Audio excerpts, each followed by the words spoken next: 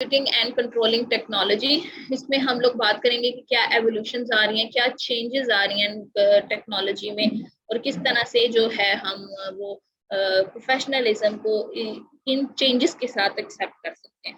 फिर एक जो टॉपिक है जो मैं जी इवेलुएटिंग है, इवेलुएशन है, सिस्टम को हम इवेलुएट कर रहे हैं, हम उसको जज कर रहे हैं, हम उसको टेस्ट तो नहीं कहेंगे, हम फाइनल रिजल्ट्स बता रहे हैं कि सिस्टम किस तरह से वर्किंग ऑर्डर में है या नहीं।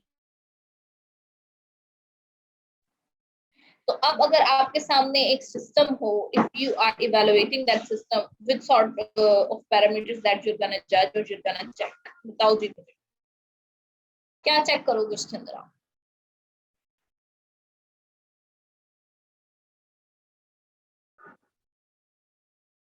क्या चेक करोगे आप? एक सिस्टम को चेक करना है, कंप्यूटर सिस्टम, कोई मैनेजमेंट का सिस्टम ले लो, लैपटॉप ले लो, कोई भी अपनी, चलो मोबाइल फोन ले लो, इसको इवेलुएट करो तो किस तरह से करोगे?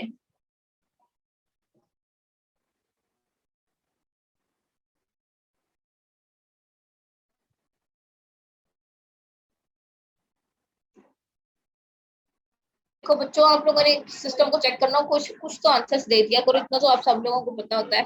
जैसे आपका फाइनल ईयर प्रोजेक्ट ही है, आप उसको इवेलुएट कर रहे हो, तो सबसे पहले हम ये देखेंगे कि जो क्लेम आपने किया हुआ है, जो आपने डॉक्यूमेंटेशन प्रोड्यूस की हुई है, क्या सिस्टम उसके अकॉर्डिंग है या नहीं। सबसे पहले चेक की जाएंगे उसकी फंक्शनल ऑर्डर में है या नहीं है।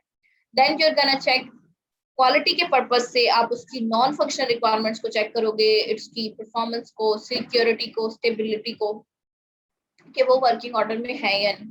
देखो, अब कोई भी सिस्टम आपने इवेलुएट करना है, जैसे ऑनलाइन एग्जामिनेशन पोर्टल है, तो first thing is that we have to check its functional requirement. What are the functional requirement on of online examination portal system? Online examination portal की क्या फंक्शनल रिक्वायरमेंट है?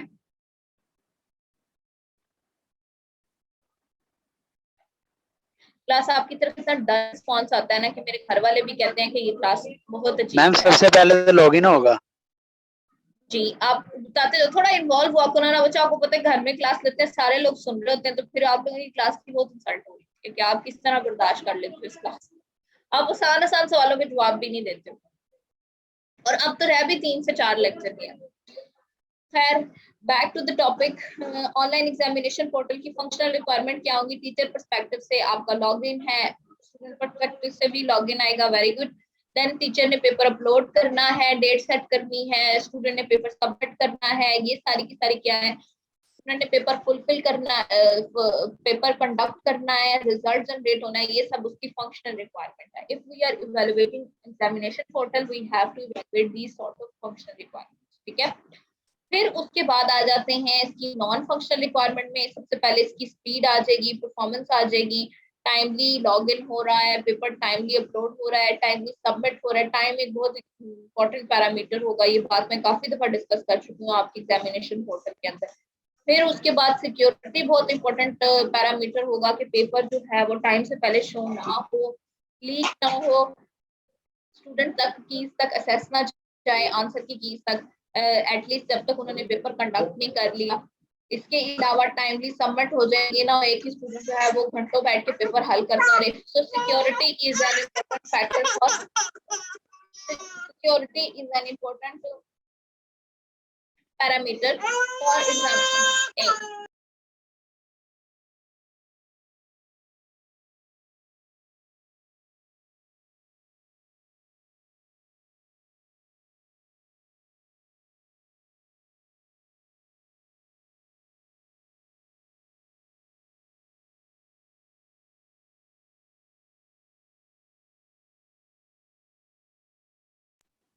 तो examination portal के अंदर आपके अंदर क्या आएगा?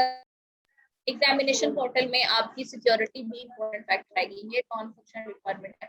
फिर उसके बाद वो डिफरेंट प्लेटफॉर्म्स को प्रॉपर्ली रन हो रहा है या नहीं, तो there are lots of other non functional requirements, ठीक है। तो अब जैसे सिक्योरिटी का बार बार जिक्र इसलिए कर रही हूँ क्योंकि एग्जाम में, इवेल्युएशन में आपका जो होता है चीटिंग का पर्सपेक्टिव ना एड अप हो एग्जाम की ऑथेंटिकेशन को बेस करने के लिए। सो ये चीजें बहुत ज्यादा इंपॉर्टेंट है, दैट्स व्हाई मैं इन नॉन फंक्शनल रिक्वायरमेंट पे बहुत ज्यादा फोकस कर रही हूँ। है। अब अगर आप कर रहे हो कि आप इवेलुएट कर रहे हो किसी की इंफॉर्मेशन को, पर्सनल इंफॉर्मेशन को, तो यहाँ पे अब आपका प्रोफेशनलिज्म के पर्सपेक्टिव से हमने किस तरह से चलना है। अगर अब रिजल्ट हो रहा है, जैसे पर्सनली आई थिंक कि टीचर के लिए तो चलो सीजीपीए जानना जरूरी होता है, लेकिन बाकी लोगों के लिए आपका सीजीपीए क्या चल रहा है वो it's your sort of a personal information.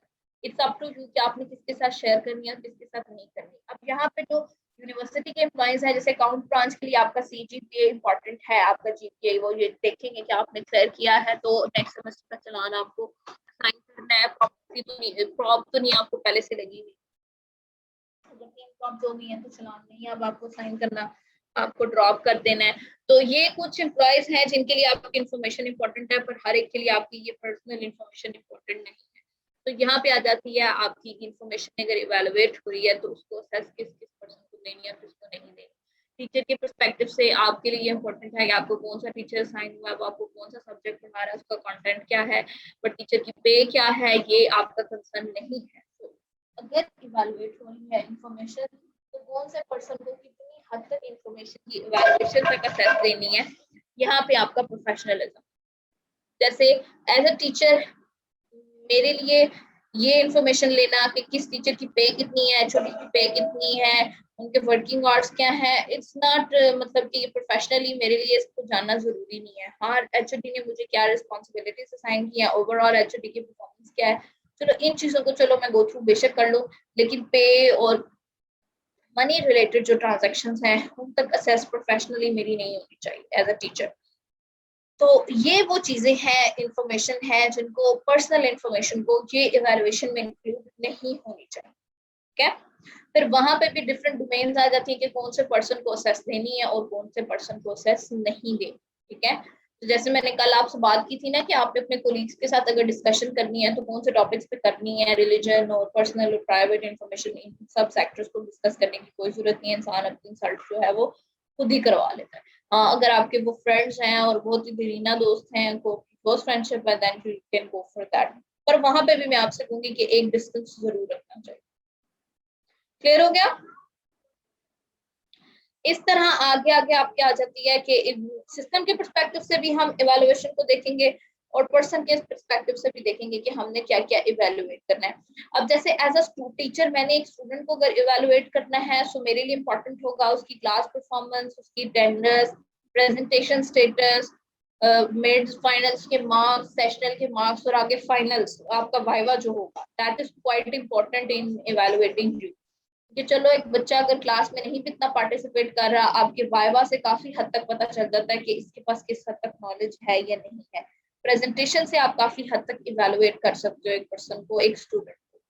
But back and पे आप कितने बहन भाई हैं, फादर का सोर्स ऑफ इनकम क्या है, आपका सोर्स ऑफ इनकम क्या है, फीस किस तरह से देते हो, आपकी पर्सनल इंफॉर्मेशन जो है, ये इवेलुएट करने का प्रोफेशनली मुझे कोई इसमें प्रोफेशनली कोई इसका लेना देना नहीं है और ना ही प्रोफेशनली इसकी कोई एसेट। ठीक है, तो यहाँ पे फिर अगर आपके पास असेस आ भी जाती है तो फिर आपने उसको प्रोफेशनली एंड एथिकली आगे शेयर नहीं करना। अब जैसे ऑनलाइन क्लासेस जब से स्टार्ट हुई हैं तो डेफिनेटली व्हाट्सएप पे ग्रुप बना होता है, उसी पे शेयर हो जाता है, तो नंबर्स जो हैं वो एक दूसरे के पास सबके होते हैं, एक ग्रुप में सबके नंबर्स हमारे पास होंगे, तो उन नंबर्स को लीक नहीं करना, उनको मिसयूज नहीं करना। तो ये सब क्या है, ये आप लोगों ने प्रोफेशनली खुद अचीव करनी होती है चीजें। प्रोफेशनल ग्रुप्स हैं, जैसे मैंने कल बात की थी, उस पे अननेसेसरीली मैसेजेस थ्रो करने, जो आपको इंस्ट्रक्शंस दी गई हैं उसको फॉलो करें। क्लियर हो गया? तो ये मैंने इवैल्यूएशन बताई आपको, सिस्टम की इवैल्यूएशन। देन मैंने आपको बताई इवैल्यूएशन एक पर्सन की, एज अ स्टूडेंट भी कर लो या एज अ पर्सन कर लो या एज अ टीचर कर लो। देन अब हम इवैल्यूएट करते हैं कंप्यूटर मॉडल्स को। अब मुझे बताओ, कंप्यूटर मॉडल्स की बात कर लो या मोबाइल की बात कर लो, आप किस तरह से इवैल्यूएट करते हो, या जब आपने कंप्यूटर या मोबाइल खरीदना हो किन स्पेसिफिकेशन या फीचर्स को कंसीडर करते हो?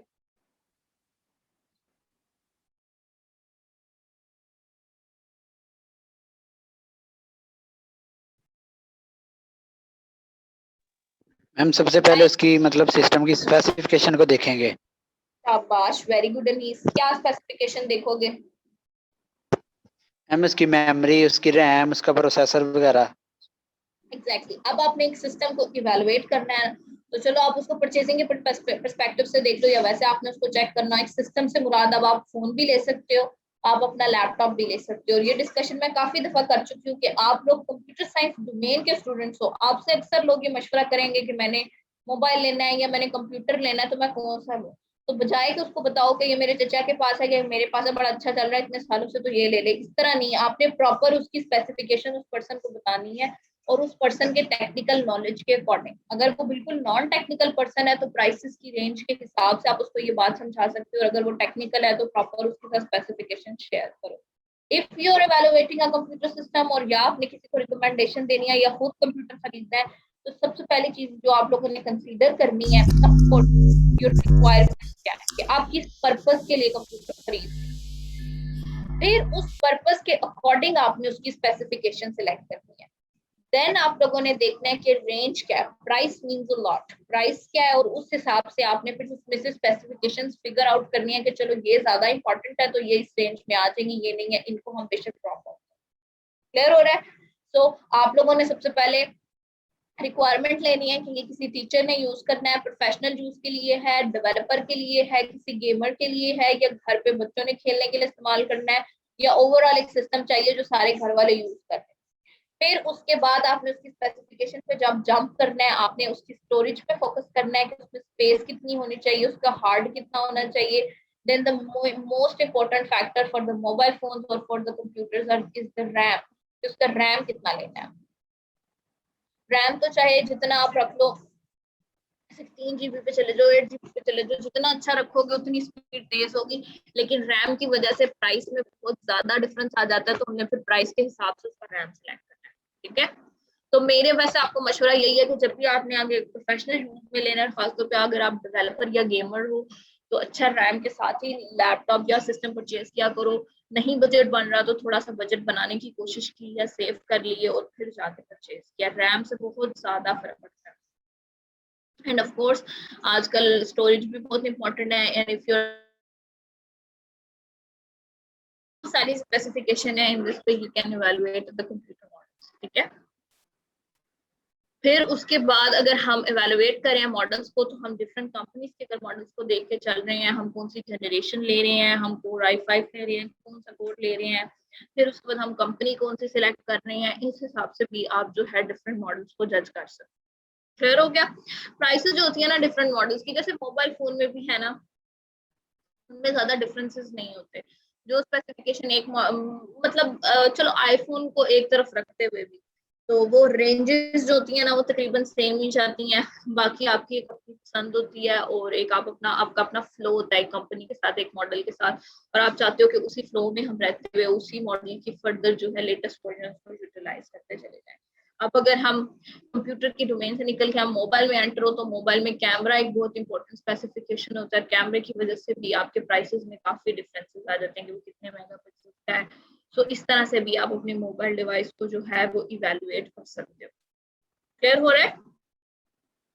सबसे ज्यादा मसला जो बनता है ना, कंप्यूटर्स चाहे कितने अच्छे हों, स्पेस उसकी कितनी अच्छी हो, हैंग हो जाते हैं, उसकी प्रोसेसिंग स्लो हो जाती है।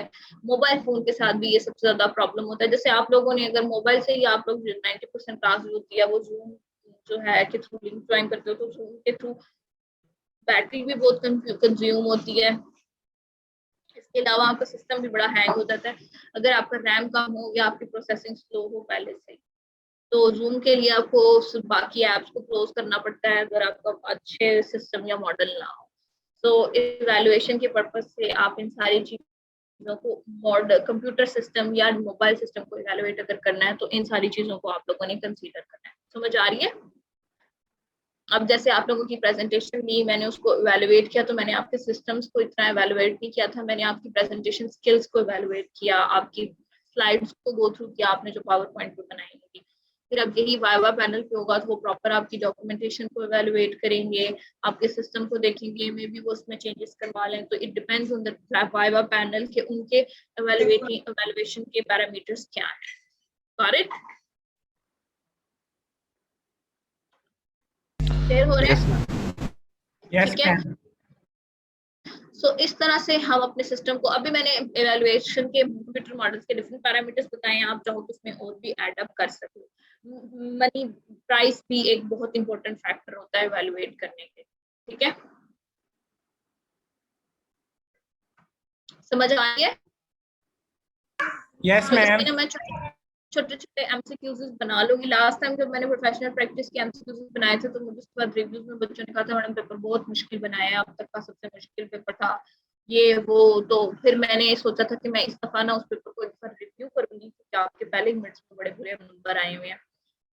तो ओवरऑल वैसे उस क्लास के नंबर अच्छे आ गए थे, लेकिन उन्होंने फाइनल के पेपर को थोड़ा मुश्किल कहा था, तो जरा पढ़ लीजिएगा इस सब्जेक्ट, ठीक है, ऐसे मत कीजिएगा कि आसान सा है तो निकल जाएगा। क्लियर हो रहा है? अच्छा, इवैल्यूएशन के पॉइंट ऑफ व्यू से ट्रेंड्स मींस अ लॉट, चाहे वो आप मोबाइल कंप्यूटर या मोबाइल की बात करो या ओवरऑल किसी भी प्रोडक्ट की बात करो, ट्रेंड्स भी इवैल्यूएशन में वो बहुत ज्यादा इंपॉर्टेंट पैरामीटर होता है। जो ट्रेंड में चीज होती है उसको, जैसे आजकल पिक्चर्स और वीडियोस बनाने का बहुत ज्यादा ट्रेंड होता है, टिकटॉक्स बनाने का, तो मोबाइल डिवाइसेस में कैमरा एक बहुत इंपॉर्टेंट फीचर होता है। फिर उसके बाद एडिटिंग के कौन से टूल्स हैं, कौन सी एप्स हैं जो यूटिलाइज हो रही हैं।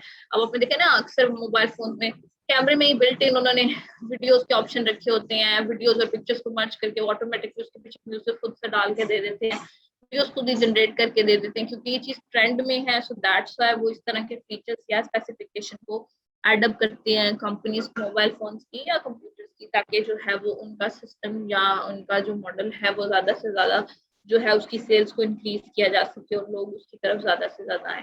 सो इवैल्यूएशन में ट्रेंड्स मींस अ लॉट। अब ट्रेंड्स को इवैल्यूएट करने का, इवैल्यूएशन का पैरामीटर आपके मॉडल्स के लिए और आपके सिस्टम्स के लिए, ठीक है,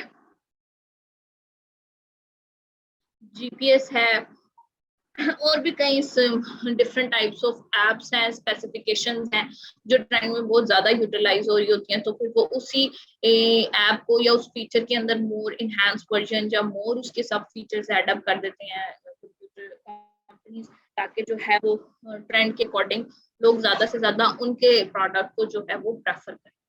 क्लियर हो गया? Yes ma'am. ठीक है। अच्छा, अब ये ट्रेंड के अलावा भी ना हर एक की किसी न किसी कंपनी के साथ ना एक वो व्हाट शुड आई से एक sense of comfort zone attach हो जाता है। जैसे एप्पल के यूजर है वो ज्यादातर एप्पल के ही प्रोडक्ट्स को, if they are affordable for them, तो वो उसी को प्रेफर करते हैं। लेकिन कुछ की अफोर्डेबिलिटी होती है बट स्टिल वो सैमसंग को प्रेफर करेंगे या ओप्पो को। हर एक के अपने अपना कंपनी के साथ ना एक कंफर्ट जोन होता है, तो वो हवावे के है तो हवावे के साथ ही लेंगे कि हम उसी की रेंज में रहें, रेंज उसी के डिफरेंट वर्जन को हम यूटिलाइज करते हैं, ठीक है। आप लोग तो ज्यादातर जो है मेरे ख्याल में मोबाइल से ही क्लास को ज्वाइन करते होगे, बहुत कम स्टूडेंट्स होते हैं जो लैपटॉप के थ्रू क्लास को ज्वाइन करते हैं, राइट? जी मैम। तो उसमें भी आपकी अपनी प्रेफरेंसेस होंगी कि आपने कौन सा मोबाइल लेना है। और ज्यादातर स्टूडेंट लाइफ में ना आपका जो मेजर पैरामीटर होता है वो प्राइस ही होती है, जो आपकी रेंज में आ रहा है ना आप ज्यादातर वही। फिर आगे जाके जब आप खुद अर्न करने लग जाते हैं, अभी भी जो बच्चे खुद अर्न करते हैं, तब फिर जो ग्रेजुअली अल्लाह ताला खुला और कुशादा रिस्क दे आप लोग, आप ग्रूम करो अपनी लाइफ में, तो फिर प्राइस जो है ना वो पैरामीटर थोड़ा पीछे चला जाता है। फिर बाकी पैरामीटर्स आगे आना शुरू हो जाते हैं। प्रोफेशनली अगर आप एक ग्रूम कर रहे हो तो फिर आपकी प्रेफरेंसेस होती हैं कि ऐसा सिस्टम हो, ऐसा मोबाइल हो जो हैंग ना हो, फिर उसकी बैटरी टाइमिंग बहुत ज्यादा होनी चाहिए, उसकी स्टोरेज ज्यादा होनी चाहिए कि अगेन एंड अगेन स्टोरेज का मैसेज ना आ रहा हो, सिस्टम हैंग ना हो, आपने प्रोफेशनली डिफरेंट लोगों से कांटेक्ट करना है, तो आपका सिस्टम जो है, आपका फोन है या सिस्टम है, वो वर्किंग ऑर्डर में होना चाहिए। जैसे कुछ साल पहले तक मेरे लिए लैपटॉप का प्राइस मीन्स अ लॉट, लेकिन अब मैंने क्लासेस लेनी है, मैंने काम करना है, शीट्स बनानी है, शेयर करनी है, तो मेरी पहली प्रेफरेंस होती है कि एक इसकी बैटरी टाइमिंग अच्छी होनी चाहिए। चलो घर पे तो बैटरी टाइमिंग का इतना नहीं पता चलता, लेकिन ज्यादा ये है कि सिस्टम हैंग ना हो, ड्यूरिंग क्लास जो है वो एक फ्लो में क्लास जो है वो टाइमली कंडक्ट की जा सके। आगे और प्रोफेशनली ग्रूम करूंगी तो और पैरामीटर्स आना स्टार्ट हो जाएंगे। क्लियर हो रहा है ना? Yes ma'am. ये बिल्कुल इसी तरह है कि आप जैसे जैसे प्रोफेशनली ग्रूम करते जाओगे आपके इवैल्यूएशन के पैरामीटर्स चेंज होते जाएंगे। जैसे स्टूडेंट लाइफ में थोड़े 90% स्टूडेंट्स के पास बजट कम है, पैसे कम है, तो हम पैकेजेस को गो थ्रू करते हैं, एसएमएस पैकेजेस कम से कम पैसों वाले यूटिलाइज करने की कोशिश करते हैं, लेकिन जैसे जैसे आप प्रोफेशनली ग्रो करते चले जाते हैं तो वो मनी जो है वो पीछे थोड़ा चला जाता है कि हमारे पास एसएमएस पैकेज भी होना चाहिए, हमारे पास इंटरनेट के पैकेजेस भी होने चाहिए, ताकि अगर हमने किसी से भी कांटेक्ट करना है तो तब हम उन्हें ये ना कि जी मेरे पास इस वक्त वाईफाई नहीं है, मेरे पास इंटरनेट नहीं है तो ये मैं नहीं कांटेक्ट कर सकता, ये मेरे पास बैलेंस नहीं है, ठीक है। तो ये नॉन प्रोफेशनल बिहेवियर होगा। तो इन चीजों को फिर विद पैसेज ऑफ टाइम जो है आपके इवैल्यूएशन के पैरामीटर्स जो है वो चेंज होते चले जाएंगे, ठीक है। क्लियर है? जैसे होता है ना घरों में माँ बाप में से अब्बू लोगों के पास लाजमी एक फोन होता है, वो हर घर में कोई ना कोई पर्सन ऐसा होता है जो वो बटनों वाला फोन लाजमी यूटिलाइज करते हैं और specifically for its battery timing. और किसी का नंबर मिले ना मिले, एक पर्सन लाजमी होता है घर का जिसका नंबर हर सूरत मिलेगा और वो रिस्पॉन्स भी फौरन टाइमली देगा, क्योंकि आजकल के दौर में हर घर में हर पर्सन के पास फोन होता है, लेकिन बहुत कम पर्सन ऐसे होते हैं जो टाइमली रिस्पॉन्स देते हैं। अक्सर के फोन साइलेंट पे लगे होते हैं, वो रिप्लाई नहीं करते, टाइम पे फोन पिक नहीं करते। तो ये जो चीज होती है, ये घर में कोई ना कोई एक पर्सन लाजमी ऐसा होता है जो रिस्पॉन्सिबल होता है इन दैट सेंस, जो लाजमी टाइमली रिप्लाई करता है, ऐसा है कि नहीं है? और ज्यादातर वो फादर्स ही होते हैं।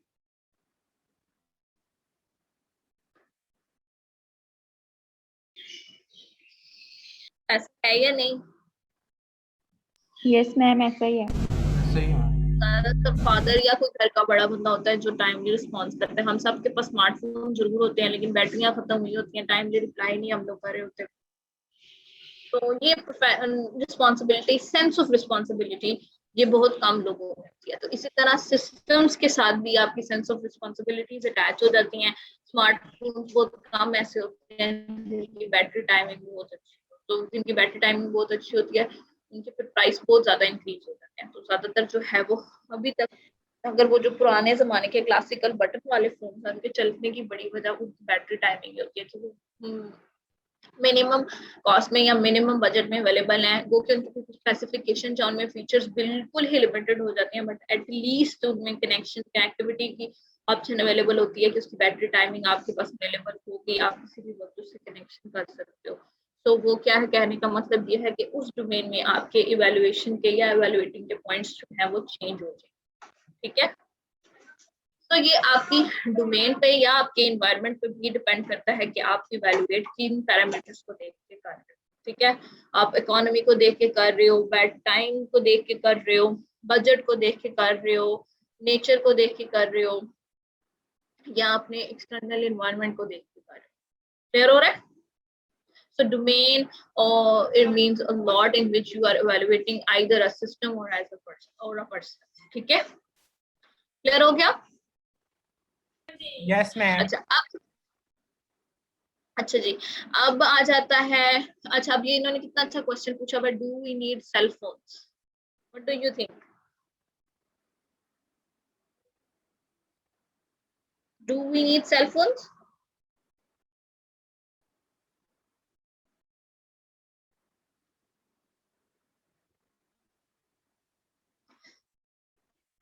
रिस्पॉन्स दिया करें क्लास। जी देखो, जैसे जैसे हम लोग ना जरूरत बना लेते हैं चीजों को, वो होती नहीं है, लेकिन ऑफ कोर्स अब आजकल के दौर में तो अब हमारी एक बेसिक नीड बन गई, और जब तक ये कोरोना का सिनेरियो है इंशाल्लाह जल्दी खत्म हो जाएगा, तब अगर हमने कनेक्टिविटी रखनी है तो सेल फोन्स तो चाहिए ही, क्लासेस कंडक्ट करनी है या हमने ओवरऑल एक दूसरे से कम्युनिकेशन करनी है, so we need cell phone. लेकिन इससे पहले एक दौर, एक ऐसा एक लंबा टाइम स्पेन ऐसा गुजरा था कि विदाउट सेल फोन भी जो है वो चीजें चल रही थी, लेकिन कम्युनिकेशन उसमें वीक हो जाती है। सो ये चीज है कि जैसे अब फोन्स में new new features add up होते जा रहे हैं, तो हमें ऐसे लगता है कि ये बहुत इंपॉर्टेंट है, इसके बगैर गुजारा नहीं हो सकता, किया जा सकता है बट वो हमारी जरूरत बन जाती है, क्या? जैसे कैमरा है, वीडियोस बनानी है, और ये अब हमने उसको अपनी जरूरत बना लिया, इसके बगैर भी गुजारा हो सकता है, but each and every one हम take lots of pictures, we make videos, तो हम इन चीजों को अपनी जरूरत बना लेते हैं।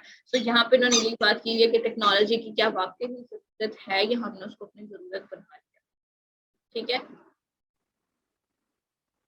समझ आ रही है क्लास? काफी ये इजी सा टॉपिक है, उसको गो थ्रू कर लीजिएगा इधर से भी ना, मतलब क्योंकि आपके 100 MCQs बनाने होते हैं ना। मैं अभी आपको लिंक ब्रेक होके जब मैं आऊंगी ना, तो आपके साथ आपका सिलेबस डिस्कस कर लूंगी, फ्यू क्लासेस रहनी है तो मैं चीजों को वाइंड अप करना चाह रही हूँ।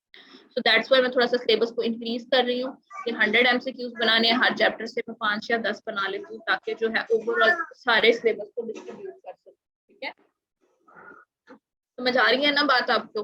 तो अब इवैल्यूएशन के टॉपिक से 5-10 MCQs, 10 बनाना थोड़े मुश्किल होंगे, 5 तो इजीली निकल आएंगे। क्लियर है? Yes clear ma'am. हो रहा है? ठीक है,